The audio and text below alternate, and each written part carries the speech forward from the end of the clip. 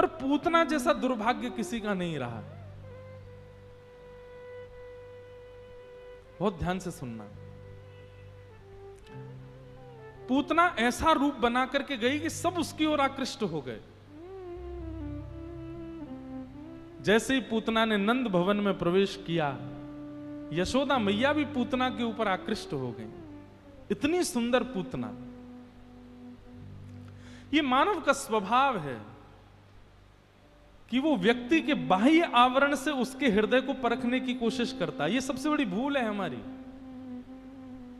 जरूरी नहीं है, और जरूरी नहीं, 99% ऐसा जरूरी नहीं है कि जो बाहर से सुंदर है वो भीतर से भी अच्छा ही होगा। कई बार ऐसा देखा गया है, जिनको रूप नहीं दिया ठाकुर जी ने, जिनको यौवन नहीं दिया ठाकुर जी ने, उनका हृदय इतना पवित्र और इतना कोमल और इतना शुद्ध होता है।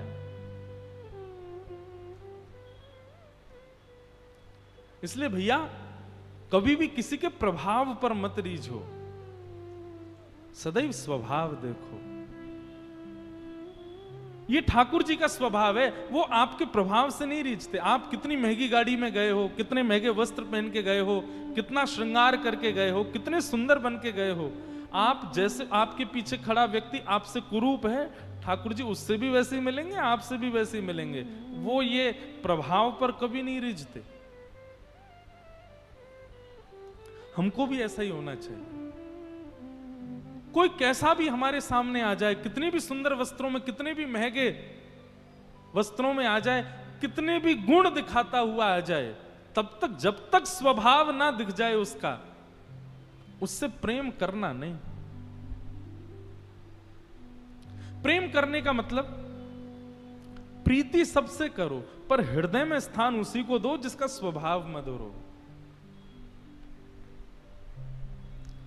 पूतना सबको अपनी ओर आकृष्ट करती हुई पहुंच गई। ऐसी सुंदर बनकर के गई है कि यशोदा मैया के मन में भाव आने लगा, अरे विधाता, तेने बहुत बुरा कियो मेरे संग। मेरो लाला कछु वर्ष पहले जन्म ले लेता तो यही तो ब्याह कराती अपने लाला को। इतनी सुंदर। आओ आओ आओ। अरे बहन, पहली बार देखी हो, कहां की हो तुम? पूतना ने कही, पास के गांव की हूं। मैं कहीं आऊं जाऊं ना हूं, मेरी सास मुंह को कहीं जान ना दे, लेकिन आपके लाला को यश सुनकर के मुंह से रहे हो नहीं गए हो तो मैं तो चली आई। अरे आओ आओ बैठा जाओ। और यशोदा मैया ने बिना कुछ विचार किए ठाकुर जी को उसकी गोद में दे दिया। पूतना ने अपनी गोद में लाल जी को ले लिया। थोड़ी देर चर्चा होने लगी। यशोदा मैया किसी कार्य से इतना विश्वास कर लिया पूतना के ऊपर। क्यों? क्योंकि स्वरूप सुंदर है, क्योंकि वस्त्र अच्छे पहने। भगवान की बहुत बड़ी दया। ठाकुर जी का ऐसा स्वभाव नहीं है। हम लोग इसीलिए पछताते हैं, हम लोग इसीलिए धोखा खाते हैं अपने जीवन में, क्योंकि हम उस व्यक्ति से प्रभावित हो जाते हैं जिसका स्वरूप और वस्त्र सुंदर हो, या उसका बाह्य प्रभाव ऐसा हो जो हमको अपनी ओर आकृष्ट कर ले। प्रभाव नहीं, स्वभाव देखो। मैंने दुर्भाग्यशाली क्यों कहा पूतना को? पूतना से सब रीझ गए, पूतना के प्रति सब आकृष्ट हो गए, पर वही पूतना जब त्रिलोकीनाथ, जगत नियंता, जगदाधार, जिनकी एक दृष्टि पड़ जाए तो हमारा जीवन सफल हो जाए, ऐसी राक्षसी पूतना उन त्रिलोकीनाथ को जब अपनी गोद में लेती है, भगवान नेत्र तो बंद कर ही लेते हैं, ऊपर से हाथ और धर लेते हैं, कहीं इसकी छाया भी मुझको ना दिख जाए। बस यही अंतर समझना है। लोक रंजन की भावना यदि हम रखते हैं तो यह बात निश्चित है कि ठाकुर जी नहीं रीझ सकते। लोक रंजन मतलब संसार को रिझाने की भावना, उसके लिए नहीं। और जो ठाकुर जी को रिझाने की भावना रखता है ना, उसके किसी भी अंग से, किसी भी भाव से, किसी भी व्यवहार से यह नहीं दिख सकता कि वो लोक रंजन की स्थिति में है। और जिसके चित्त में किंचित भी लोक रंजन की भावना है ना, मतलब ये मुझसे रीझ जाए, मुझसे ठाकुर जी नहीं रीझेंगे, लिख लीजिएगा। चाहे वो रूप से कर रहा हो, चाहे वो स्वभाव से कर रहा, चाहे वो रूप से कर रहा हो, चाहे वो अपने वस्त्रों से, चाहे वो अपने गुणों से, किसी से भी किसी अन्य को रिझाने की भावना रखोगे, ठाकुर जी नहीं रीझ सकते आपसे। तानसेन बहुत अच्छा गाते थे, उनकी गायकी इतनी बढ़िया थी कि सब जगह भीड़ चलती थी तानसेन के पीछे। जैसे अब तानसेन के समय में गाड़ी तो थी नहीं, लेकिन तानसेन बैलगाड़ी में चलते या घोड़ा गाड़ी में चलते तो पीछे भीड़ दौड़ती थी उनके। तानसेन का नाम आज तक है, तो उस समय में तो होगा ही। तो तानसेन एक बार गोवर्धन आए, और गोवर्धन में आकर के जब श्रीनाथ जी के मंदिर में पहुंचे तो गोसाई जी से उन्होंने प्रार्थना की कि मैं गवैया हूं, आपके ठाकुर जी गीत बहुत सुनते हैं, तो मैं कुछ सेवा करना चाहता हूं ठाकुर जी के सामने, करो। तानसेन ने सामने बैठकर, महाराज मंदिर चारों तरफ भीड़ ने घेर लिया, तानसेन गा रहा है, और तानसेन की बैठने की व्यवस्था, तानसेन के पेटी आदि रखने की व्यवस्था, तानसेन के ग्रंथ आदि जो भी वो पद गाता था वो सब उठा के रखने की व्यवस्था दी गई थी श्रीनाथ जी के गवैया श्री कुंभन दास जी को, जो श्रीनाथ जी के आगे रोज ही गाते थे।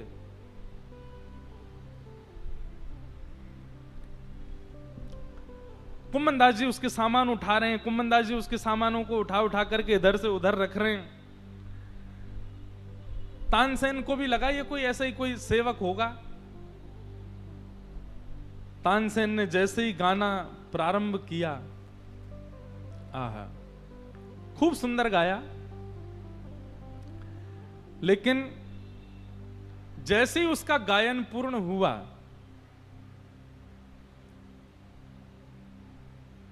गोसाई जी जो श्रीनाथ जी की सेवा में रहते थे, कुछ भेंट देने के लिए भीतर से लाए। और क्या भेंट लेकर के आए? एक बढ़िया सुंदर महंगा वाला रेशमी कपड़ा, और उस रेशमी कपड़े में भीतर कुछ रख करके और तानसेन को भेंट दी। तानसेन ने जैसे ही रेशमी कपड़ा देखा, तानसेन को लगा कोई बहुत बहुमूल्य वस्तु होगी इसके अंदर। कपड़ा खोल करके देखा तो उसमें फूटी कौड़ी थी। तानसेन को तो बड़ी अपनी आत्मग्लानि सी लगी। उसने गोसाई जी से कहा, बोले जय जय, आपने ये मुझे क्या दिया? फूटी कौड़ी रेशमी कपड़े में लपेट करके। मैं आपका भाव समझा नहीं। तो गोसाई जी बोले कि तुम्हारी जो गायकी है ना, वो बाहर से तुम्हारी गायकी जो है वो प्रभाव वाली, मतलब संसार को रिझाने वाली गायकी है तुम्हारी, इसलिए बाह्य गायकी तुम्हारी अच्छी है, इसलिए मैंने रेशमी कपड़ा बाहर रखा। लेकिन ठाकुर जी को रिझाने के लिए बाह्य गायकी नहीं, हृदय की गायकी चाहिए, और उसमें तुम फूटी कौड़ी के समान हो। समझ में आई बात? तुम्हारी गायकी बाहर के लोगों को रिझा सकती है, ठाकुर जी को नहीं रिझा पाएगी। इसलिए दोनों स्थितियां, बाहर की गायकी है इसलिए रेशमी कपड़ा बाहर है, लेकिन ठाकुर जी को रिझाने के लिए हृदय की गायकी चाहिए, उसके लिए तुम फूटी कौड़ी के समान हो, इसलिए भीतर फूटी कौड़ी है। विश्वास मान लीजिएगा, जो व्यक्ति एक बार भी लोक रंजन में चला गया, ठाकुर जी को नहीं रिझा पाएगा। और तब ही रिझा पाएगा जब वो लोक रंजन से बच जाएगा। आज गोस्वामी जी महाराज की मानस जी, तुलसीदास जी की लिखी हुई रामचरितमानस इतनी प्रसिद्ध क्यों है, सबको इतनी प्रिय क्यों है? उन्होंने लोक रंजन के लिए नहीं लिखा। गोस्वामी जी स्पष्ट कहते हैं, स्वांत सुखाए तुलसी रघुनाथ गाथा। मैंने किसी को रिझाने के लिए नहीं, अपने तन को, अपने चित्त को प्रसन्न करने के लिए मैं लिख रहा हूं। क्षमा मांगते हुए कहूं, कई लोग मिलने आते हैं तो मुझसे रोज कहते, आज ये वाला भजन गा दीजिएगा, आज ये वाला कुछ सुना दीजिएगा, पर मैं यहां कुछ सोच करके नहीं बैठता कि मैं ये गाऊं। और अगर मुझसे कोई कह देता है ना ये सुनाइए, तो मेरे मन में ये बात आ जाती है इसको रिझाने के लिए गाना पड़ेगा, तो वो मुझसे फिर होता नहीं। अपने आप भाव आ जाए तो मैं कुछ भी गा दूं, और यही होना चाहिए, लोक रंजन नहीं।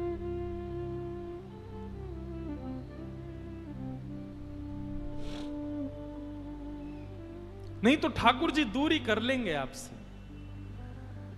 अब तानसेन तो बैठा दिया कोने में। अब गोसाई जी बोले, ए कुंभनदास, हमारे मंदिर का गवैया कुंभनदास, बैठो कुछ सुनाओ।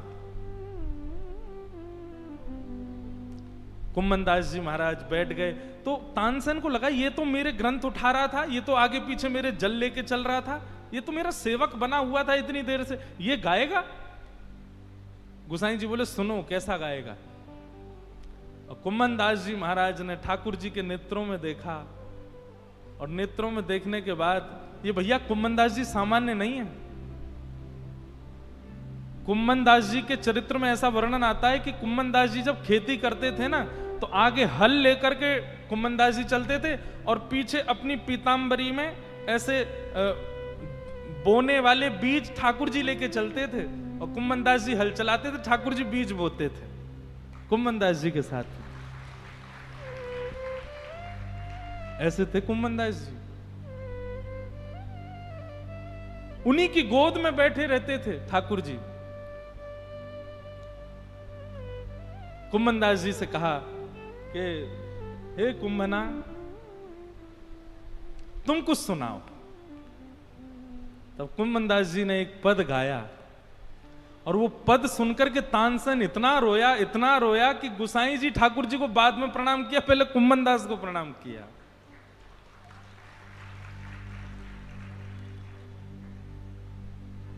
कुंभनदास जी गा रहे हैं, तू है सखी बड़ भाग बड़ी, नंदलाल तेरे घर आवत है। तू है सखी बड़ भाग बड़ी, नंदलाल तेरे घर आवत है। तू अपनों श्रृंगार करत है, तू अपनों श्रृंगार करत है। ये दर्पण हाथ दिखावत है, ये दर्पण हाथ दिखावत है। तू है सखी बड़ भाग बड़ी, नंदलाल तेरे घर आवत है। तू है सखी बड़ भाग बड़े, नंदलाल। सब लोग पीछे दोहरा के गाओ, बहुत सुंदर पद है। एक सखी के लिए कुंभनदास जी कह रहे हैं, तू कितनी बड़भागी है, पूरा विश्व जिनके यश गाता है, पूरा विश्व जिनके पीछे घूमता है, अरी गोपी वो कन्हैया तेरे घर आम है। निज कर गूथ सुमन के गजरा, निज कर गूथ सुमन के गजरा। ठाकुर जी कह रहे हैं, अरे बड़भागी गोपी, वाक्य केशन को लेकर ठाकुर जी वाक्य केश गूथ रहे हैं, और गूथ करके बीच बीच में सुंदर सुंदर गजरा बांध रहे हैं। निज कर गूथ सुमन के गजरा, निज कर गूथ सुमन के गजरा। ये अपने ही हाथ पहरावत है, ये अपने ही हाथ पहरावत है। तू है सखी बड़ भाग बड़ी, नंदलाल तेरे घर आवत है। तू है सखी बड़ भाग बड़े, नंदलाल तेरे घर आवत है। सब कोई इनको यश गावत, सब कोई इनको यश पर ये तेरो यश गावत है, ये तेरो यश गावत है। तू है सखी बड़ भाग बड़ी, नंदलाल तेरे घर आवत है। तू है सखी बड़ भाग बड़े, नंदलाल तेरे घर आवत है। कुंभन दास लाल गिरधर के, कुंभन दास लाल गिरधर के, कुंभन दास लाल गिरधर के, कुंभन दास लाल गिरधर के।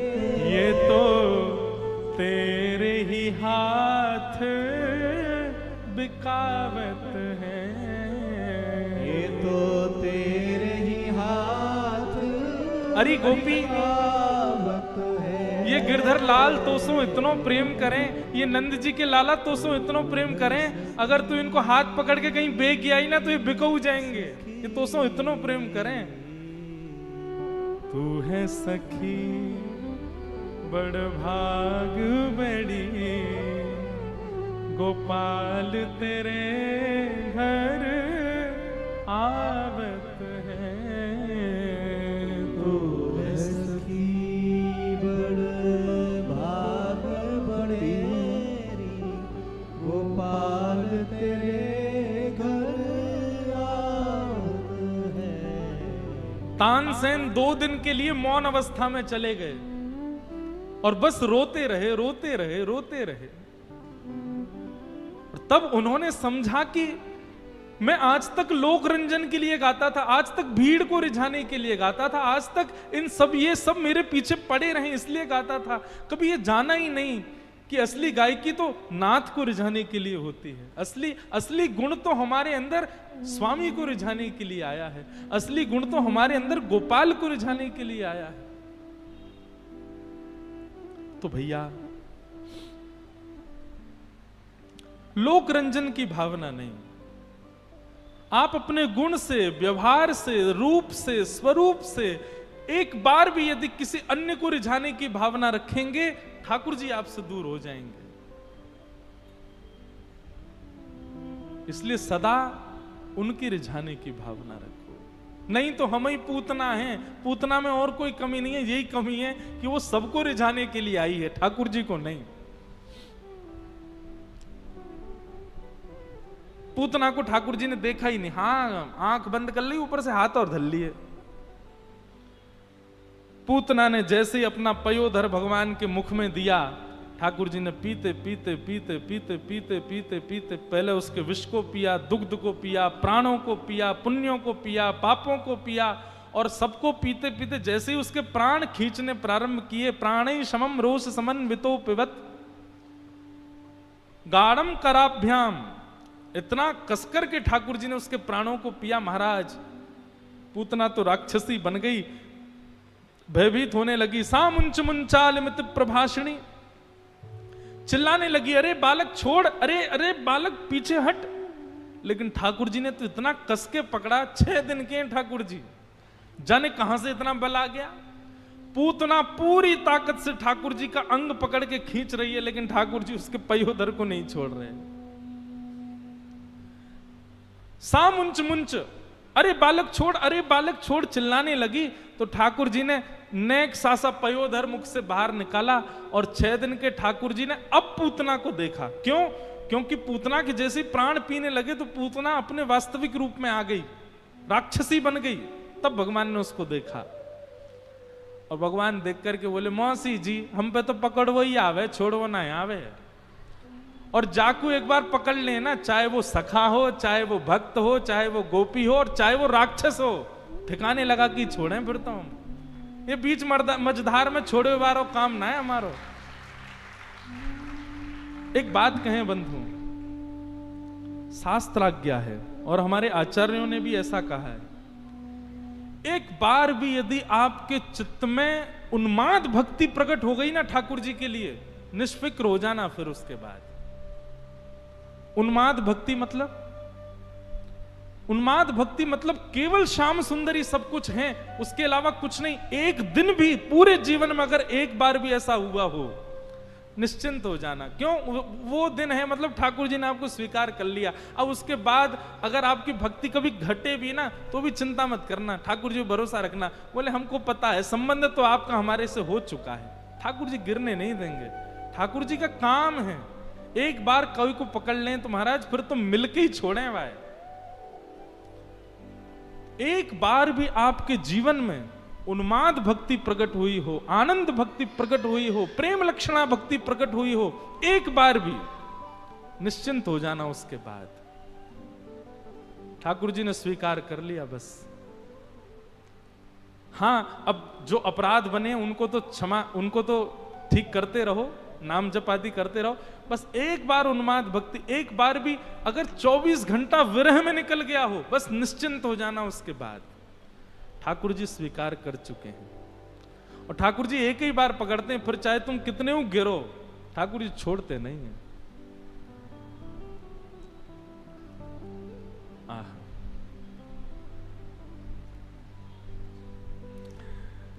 भगवान ने पूतना का वध कर दिया। बोलो पूतना मर्दन भगवान की जय।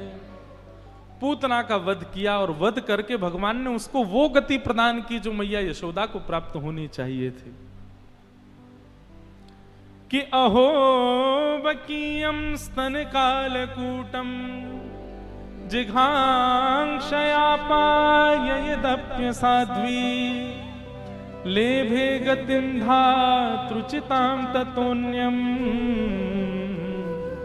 कंबा दयालुं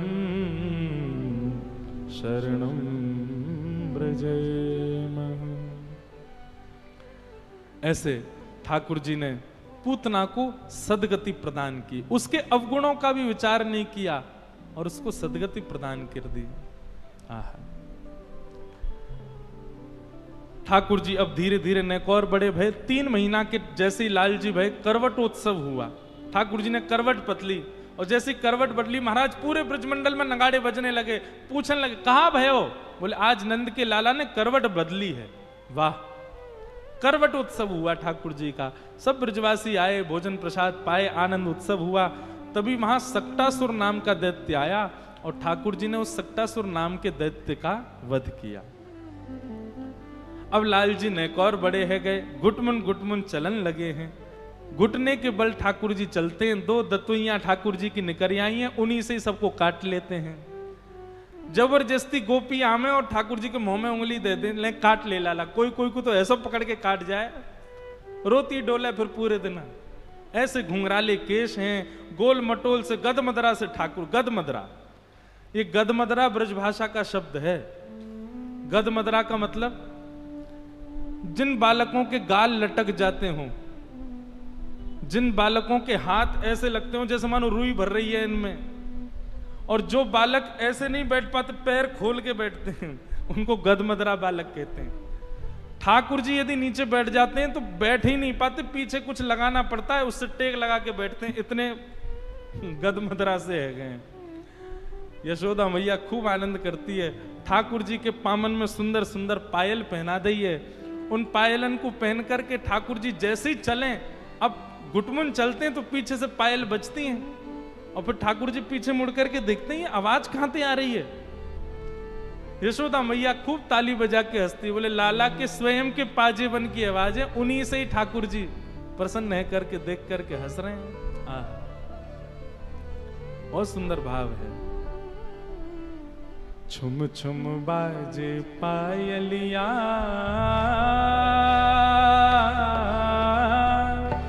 छवि देख लावे कान्हा, मेरे घर आए लाला, मेरे घर आए। छुम छुम बाजे पायलिया,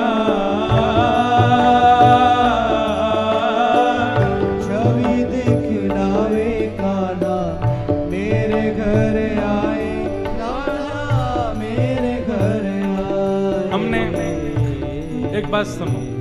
हमने एक बार कथा में कहा कि भाई अपने अपने घर के ठाकुर जी को इस जन्माष्टमी पे हम जो बताएं वो दो। सुनार के पास जाना, थोड़े दिन पैसे इकट्ठे करो और सुनार के पास जाके अपने ठाकुर जी के पैर के साइज की बढ़िया सोने की पाजेब बनवाओ, और पाजेब ऐसी सुरीली आवाज करवे वाली, और ठाकुर जी के पामन में पहनाओ। और यदि नेक और पैसा ज्यादा है गए हो,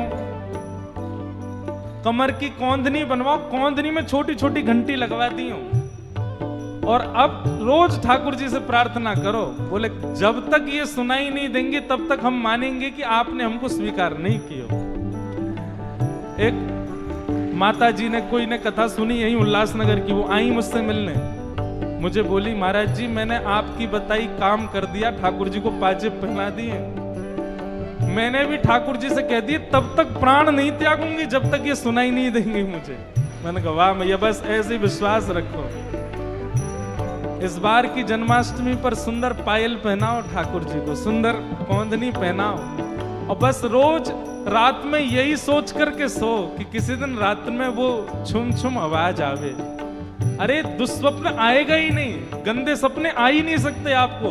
किसी दिन देखना गदमदरा से ठाकुर जी छम छम करते हुए स्वप्न में आ जाएंगे। ओ छवि दिखलावे कान्हा मेरे घर आए, लाला मेरे घर आए, करताल बजा के गाओ। पायलिया छवि दिखलावे कान्हा मेरे घर आए, लाला मेरे घर आए। ओ कान्हा मेरे घर आए, ओ कान्हा मेरे घर आए, कान्हा मेरे घर आए, कान्हा मेरे वर नंद के लाला की।